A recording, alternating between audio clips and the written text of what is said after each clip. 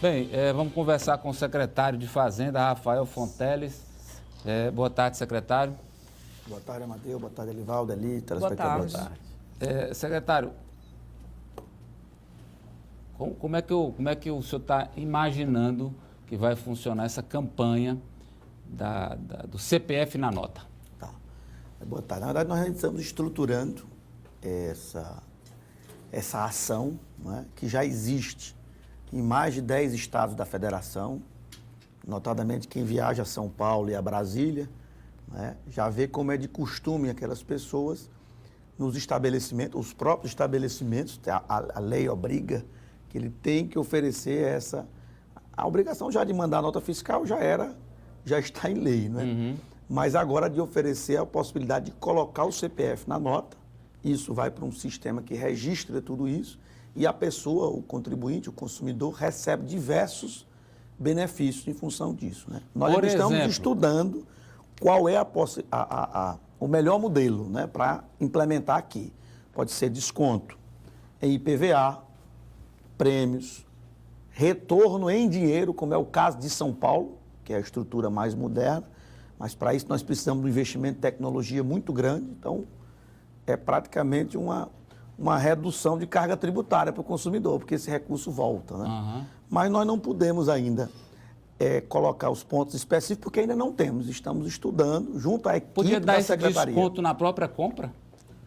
Esse desconto na própria compra, eu não acho que tenha nenhum modelo nesse Poderíamos ser pioneiros, porque é o cara, se botar o CPF na nota, doutor, você tem 5%, tem 10% aqui de saída. Isso pode ser estruturado, mas como eu disse, né, é uma coisa que ainda está incipiente, mas é uma ação que o governador já nos autorizou a estudar. Quer dizer, vai acontecer, e implementar. Precisa só definir a forma. Com certeza vai acontecer. E o motivo é aumento da receita? Não, é porque é uma coisa que está funcionando em todos os estados. Isso combate, obviamente, a sonegação e, consequentemente, aumenta a receita. Além de ser uma educação para a cidadania da população, de exigir a nota fiscal, que já era para exigir normalmente, independente de qualquer incentivo financeiro, já era Isso um vale para dever, todo lugar, né? para o comércio, para os autônomos também, liberais? É para tudo. Claro que há vários modelos, né, que a gente tem que implementar, porque alguns têm isenção para não emitir a nota, tem alguns casos que a gente está estudando. Eu cheguei na secretaria há pouco tempo,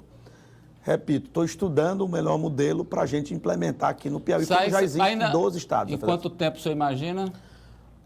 Para iniciar o processo, ainda esse semestre. Agora, para toda a rede de estabelecimentos se adequar a isso, tem que dar um prazo para que isso aconteça. Então, acho que ao longo desse ano começa, eu acho, sim. Uma campanha educativa também com muita educação fiscal, explicando esses benefícios, há regras distintas, porque isso não pode resultar em perda de receita. Óbvio, o objetivo é dessa educação fiscal e também combater a sonegação e aumentar a arrecadação do Estado. Secretário, por falar em tempo, quando o Piauí vai sair desse calque, ou essa Serasa, ou SPC, que o governador Wellington Dias tem tanto falado, e assim recursos aí sejam desbloqueados para a retomada de investimentos no Piauí? Bom, fez bem você colocar nesse ponto, Elivaldo, porque toda a equipe econômica, o governador está em cima de toda a equipe econômica para retirar logo esse entrave que impede o Estado de receber essas operações de crédito que já estão contratadas, são mais de 800 milhões de reais a receber, claro que não é tudo de uma vez, é conforme a prestação de contas,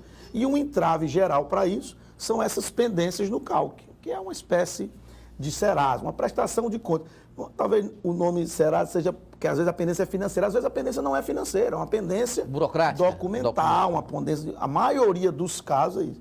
Então eu acho que em breve o governador deve estar anunciando a retirada do Estado do CALC, que é um dos entraves. Cada operação de crédito e cada convênio tem outras pequenas pendências. Mas o entrave geral para liberar os convênios, as operações de crédito, é a questão do CALC e da Lei de Responsabilidade Fiscal. Isso depende da Lei de Responsabilidade Fiscal ou não?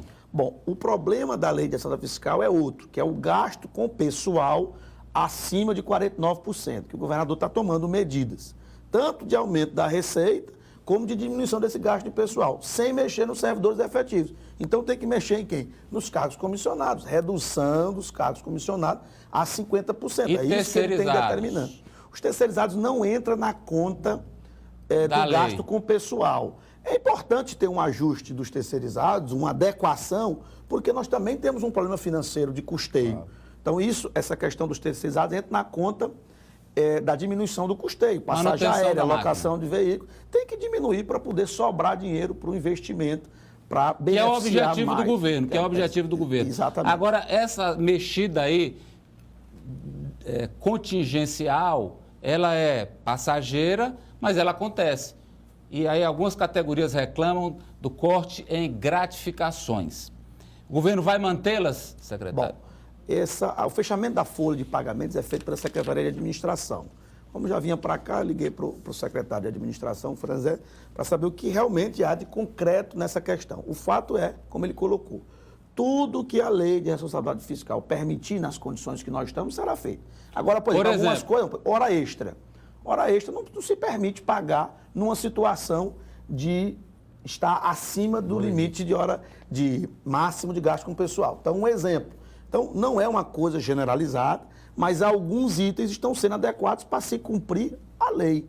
Tudo que está sendo feito é para se cumprir a lei. Então, por isso que esses dois grandes entraves, a questão do CALC e a questão da LRF, são fundamentais de serem resolvidos logo para poder destravar uma série de coisas e não prejudicar ninguém, muito menos prejudicar os nossos servidores. Agora, essas questões aí das gratificações, eu falei aqui, é circunstancial, mas não é permanente, é passageiro, mas vai durar o quê? 1 mês, 2 meses, 3 meses? Vai durar o tempo que a gente resolver essa questão da lei de responsabilidade fiscal, que é um problema legal, e o problema financeiro. Por isso, essas medidas, para melhorar a arrecadação, diminuir o custeio, para se gastar com o que é essencial para a população. E os a prestação reajustes? do serviço público é essencial. Então, às vezes depende de gratificação, às vezes depende de hora extra. Mas tem que primeiro cumprir a lei. Antes disso, não podemos fazer. E os reajustes previstos aí, já reclamados por algumas categorias, como por exemplo, lá na segurança?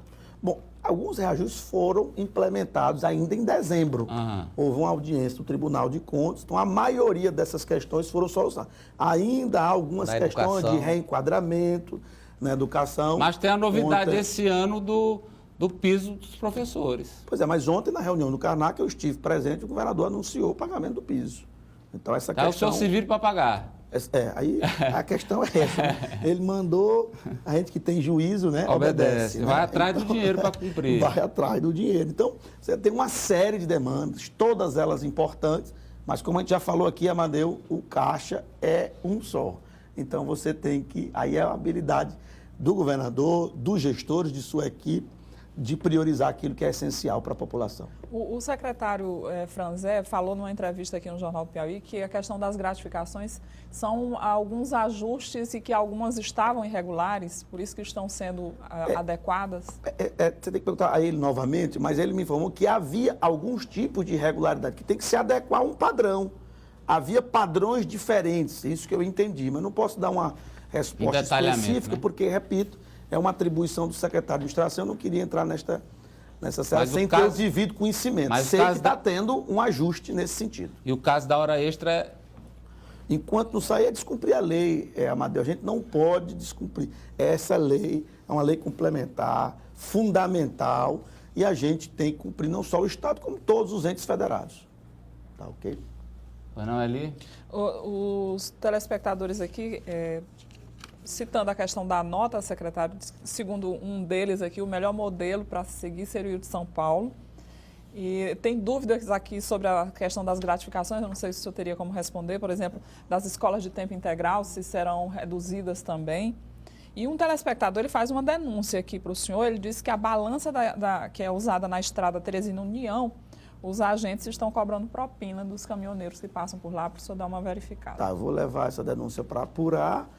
Com relação aos professores de tempo integral, pelo que eu escutei ontem na reunião com o CINT, isso ia ser ajustado ainda para essa folha de janeiro, para não prejudicar os professores e funcionários das escolas de tempo integral. E a outra questão do CPF na de São Paulo é realmente um modelo mais robusto e que é devolvido o recurso mais financeiro moderno, né? Para o... Só que a gente tem que ver se o Estado do Piauí tem um recurso para fazer esse equipamento, essa parte tecnológica, de você ter o cadastro de todo mundo, para ir devolvendo esses recursos, esse incentivo. Agora, quanto vai ser e tudo, a gente ainda vai vai Agora, discutir com a equipe da Fazenda. Nós só podia estudar se é possível dar o desconto ali na hora, porque eu acho que já está anotado aqui na cabeça para poder a gente seria discutir. uma coisa aí... Revolucionar para o país inteiro, né? Se der certo. O Manuel, é lá de São José dos Campos, está vendo a gente pela internet, ele está dizendo assim: secretário, São Paulo não serve de exemplo mais para o Brasil. Aqui está faltando água, está faltando energia e está cheio de favela. Olha, eu respeito a opinião, mas a gente tem que saber separar.